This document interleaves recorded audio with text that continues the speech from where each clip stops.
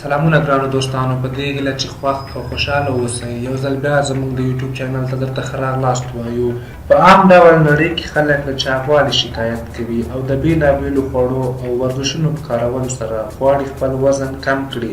خو داسې خلک هم شتون لري چې د وزن د کموالي له امله خورا ډېر اندېښمن وي. زموږ په شاوخوا کې ډېر خلک شتون لري چې په طبیعي ډول یې وزن کم وي او د کمزورۍ احساس کوي. دغه خلک د چاغو خلکو په څېر له خپلې کمزورۍ اندېښمن وي.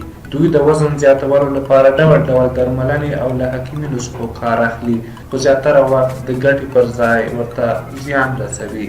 له دې امله دلته د وزن زیاتوالي پورې اړوند ځینې خوراکي مواد چې نه مو یوازې وزن زیاتوي بلکې بدن ته مو روغتیا هم ورکوي. سپینې وریجې د وزن زیاتوالي لپاره تر ټولو ښه نسخه وریجې دي.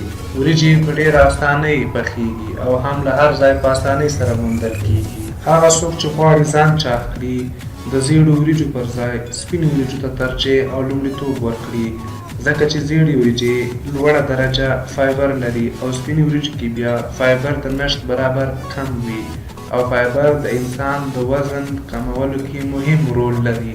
ځکه د وزن زیاتولو لپاره سپینو وریجو ته اهمیت ورکول کیږي. په یوه پیاله وریجې تقریبا 180 کالوري لري چې د وزن په زیاتوالي کې مهم رول لوبوي.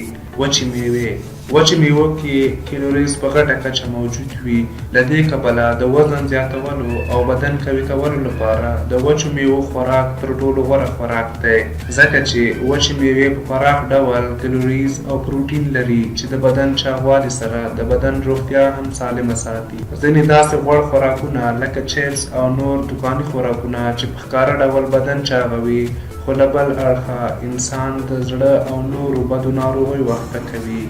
د کاربوهایډریټ او نشایسته لرونکي خواړه د بدن د چاغوالي لپاره سبزیجات غوره کړئ کوم چې نشایسته لرونکي وي، لکه الو، مټر، شین مرچه، جوار او داسې نور.